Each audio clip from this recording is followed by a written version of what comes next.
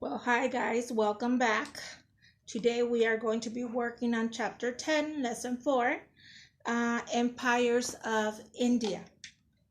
In the previous lesson, we started with Buddhism. Remember that it's a religion. We have been looking at three religions: Hinduism, Jainism, and Buddhism.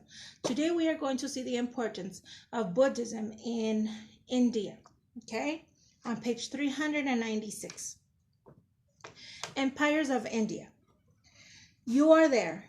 It is 260 BC. You've been providing water to soldiers fighting on the side of Emperor Ashoka in the long and fierce battle for Kalinga. Now, victory has come, but at a great cost. The bodies of the dead cover the ground for as far as the eye can see. The time has come. Ashoka tells everyone for all this to change. Ashoka has long known the teachings of the Buddha, but until now he knew only the words, not their meaning. This battle, he says, has helped him understand the Buddha's wisdom. Ashoka declares that instead of fighting, he will end people's suffering by showing kindness to all living things. You hope that he will do what he says and make India a better place to live. You need to remember that Buddhism is a religion that gives up everything you want um, to be happy. Okay, so we are going to see in this lesson how Buddhism helps unite India. The struggle for united rule. For many years, ancient India was a land divided into many city-states and kingdoms, each ruled by its own leader. Let me show you where India is in the map. This is Africa, okay? Here is India. As you can see, it's under China, okay? So this is the area we are talking about in the map. Hope you can see it better. Okay, that is what we are talking about, that place. Okay, so there are a bunch of city-states, many of them. Some kings tried to expand their territory by conquering neighboring kingdoms. In the 500s BC, this was especially true of the city-states in the Ganges River Valley, where kings fought one another. Controlling this area meant controlling trade and the wealth that trade brings. No one ruler, however, had yet attempted to unite all the lands of ancient India. Most of ancient India was on a large peninsula. Inside the peninsula, mountain ranges and great distances made it difficult for a single ruler to unite ancient India. That meant that they wanted to have all these city-states under one rule. Okay, it was very hard for many people to do it. No one ruler had done it before. So now Ashoka was attempting to do it. He wanted to put all the city-states under his rule. Remember, he's trying to teach Buddhism now. He wants to stop fighting. So that's the interest of Ashoka, to bring everything under one ruler. Now, these challenges did not stop invaders from northwestern lands from trying to conquer India. In 518 BC, King Darius of the Persian Empire led his army from present-day Iran into India in search of new territory and plunder. Now, this is Iran over here. Let me make it a little bit closer. This is Iran, and this was under the Persian Empire.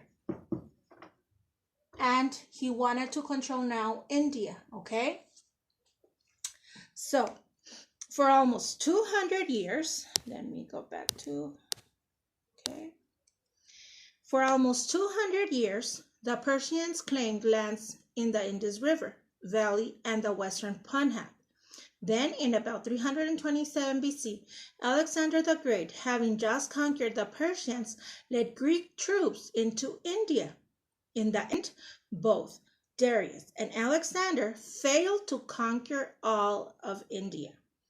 After Alexander's death in 323 BC, which we already saw in the previous lessons, Some of his generals tried to control parts of India, but they were soon driven out.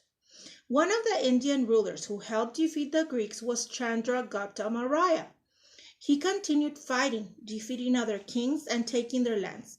In about 320 BC, he founded the Maurya Empire and united under his rule the lands he had conquered. Okay, let's go on to the next page. 398, the Maurya Empire. We are going to see how he managed to get all these three states under one rule, okay? Chandragupta Maurya formed a well-organized empire. He ordered land cleared and swamps drained to gain more farmland. He had workers improve the empire's roads. To do these things, Chandragupta supported his empire with taxes.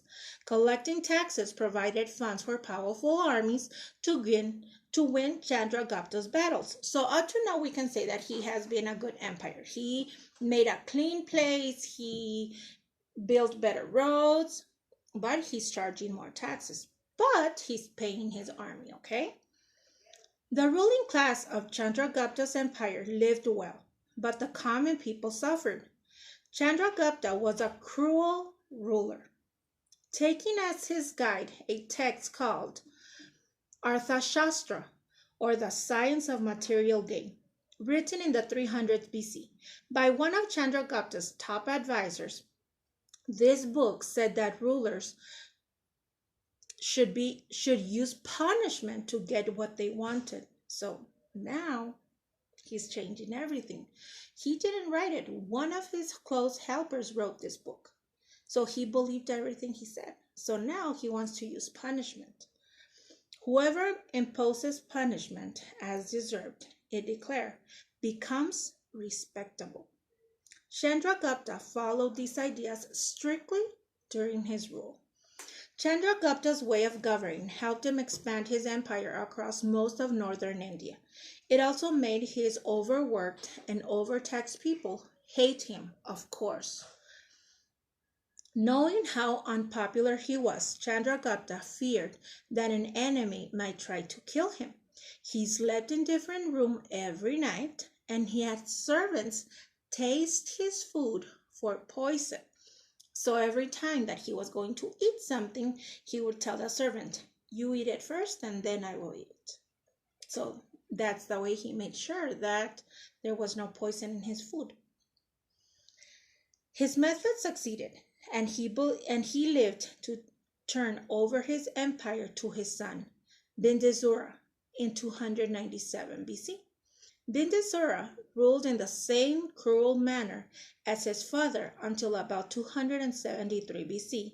His son, Ashoka, also written as Asoka, however, was one of the greatest rulers of ancient India. So now we know that Chandragupta was a ruler first, then his son, Bindusara, and then Ashoka. Ashoka is the third ruler in the Maurya Empire, and he is known for being one of the greatest rulers of India. Okay, so now we are going to see how Ashoka managed to rule India. On page 399, the reign of Ashoka. Emperor Ashoka was a fierce warrior. He led his armies into many battles, adding both people and land to his empire. He not only united almost all of India, but extended the Maurya Empire into what are now Afghanistan, Bangladesh, and Pakistan. All this. So he managed to get this land also, okay? As a young ruler, Ashoka was cruel and violent like the other Maurya emperors. Any power superior in might to another should launch into war, he believed. After he conquered the kingdom of Kalinga in 261 BC, Ashoka experienced a sudden turning point or change in his life. The sight of the many thousands who lay dead filled Ashoka with regret. Because of this event, he began to reject violence and became a peace-loving Buddhist. So what happened? When he was fighting to get this land, here in Kalinga, he saw all these soldiers dead. It was like a carpet full of dead bodies. And he said, hey, wait, what am I doing? All these people are dying just because we want more land? Remember what Buddhism says? When you want something, you suffer. Well, all these people were dying because Ashoka wanted this land.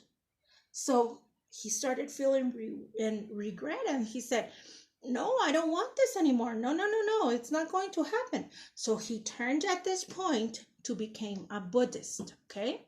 So he stopped wanting things. After his change, Emperor Ashoka made many political and moral achievements. He became a fair and kind ruler. He established Buddhism as a state religion. He built Buddhist temples and sent out. A missionary is a person who takes his or her religious ideas to other parts of the world. As a result, Ashoka helped spread Buddhism in India. Ceylon, now called Sri Lanka, it's in this place. Okay, here it is. Oh, sorry. Here, it's in this place. Okay. Now, and Central Asia. Ashoka had edicts or commands based on Buddhist rulers for living carved into stone pillars. He renounced violence as a national policy. Kindness to animals, obedience to parents, fair treatment of servants, and helping others were considered very important.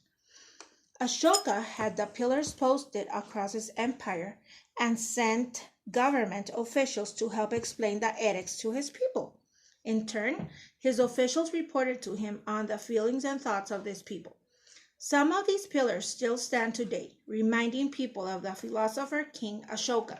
Now, many people today still, in all these places in Sri Lanka, China, all these places that he conquered, that he was the emperor, many of them still remember him now as the great emperor. Can you imagine, from the cruelty of Chandragupta now to this kindness of Ashoka? Many people said, oh, that's a big change. Oh, we want King Ashoka now. Okay. So now, after all these good things happening, we are going to see the India's golden age. Now there's no fighting. Everybody is kind. Everybody's being good. Okay. So on page 400, India's golden age. Soon after Ashoka died in 232 BC, the Maurya Empire began to fall apart. Normally, many people are going to try to come and conquer their lands. For the next 550 years, ancient India was once again a land of small kingdoms. They again separated into small city-states. In about AD 320, a new empire called the Gupta Empire began to rise. Under its early rulers, Chandragupta I, Samudragupta, and Chandragupta II, the empire included central and northern India. Chandragupta I and Chandragupta II were not related to Chandragupta of the Maurya Empire. Just grandfather. They did nothing to do. They just adapted the name. Okay, so they were not family. The period of the Gupta Empire became known as India's Golden Age. It was a time of peace, wealth, and great cultural achievements. During India's Golden Age, the number of followers of Hinduism, Buddhism, and Jainism grew.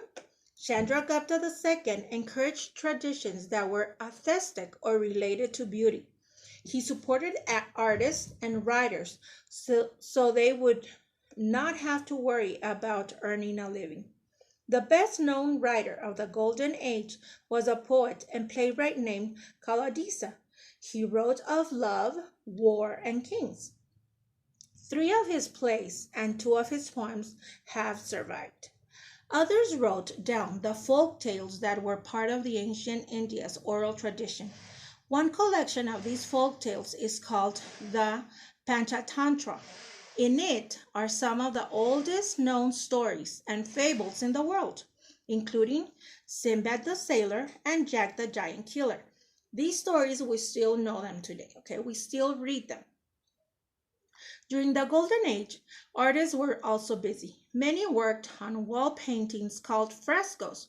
Some of the most famous frescoes are in the Ajanta caves, an ancient temple in central India. This beautiful work tells the story of the Buddha's life.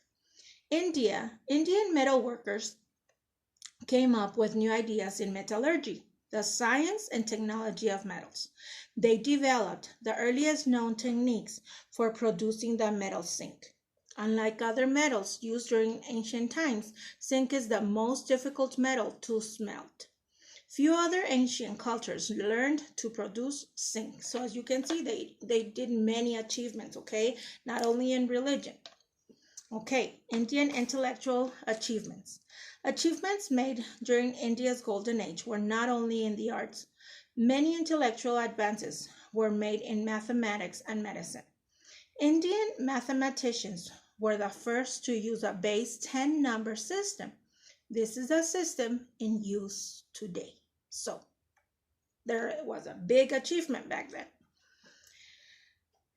Based on 9 numbers and a 0. The numbers 1, 2, 3, 4, 5, 6, 7, 8, 9, and 0 are known as Hindu Arabic numerals. They are called this because Arab traders helped spread their use in other parts of the world. They needed to keep record of what they were trading, so they needed numbers, okay? So they were the first ones to use the number 0 in those areas of the world. Indian doctors made great advances in medicine, helping people live healthier, longer lives. They developed ways of setting broken bones so that people could recover more fully. They also developed inoculations by giving someone a mild case of a disease, which prevented him or her from getting a serious case of that disease. That is a vaccine, okay? Doctors also helped women give birth more easily and safely. Doctors today have built on many of the ideas of the golden age of India. That means that many doctors today still go back and study achievements that the doctors in India discovered back in those days. In addition to spices, cotton, cloth, carpets, and jewelry from the Gupta Empire, Arab traders carried news of Indian achievements to places all along the Mediterranean Sea. Indian ideas reached places as far away as Europe and Africa. Around 8455, the Gupta Empire began to be threatened by invaders known as the Huns. Slowly, these invaders carved away at the empire. By 8535, the Gupta Empire was disappearing, ending India's golden age. So, that's for today, chapter 10, lesson 4. If you have any questions, make sure you write it in our platform, and we will see you on the next lesson. Bye.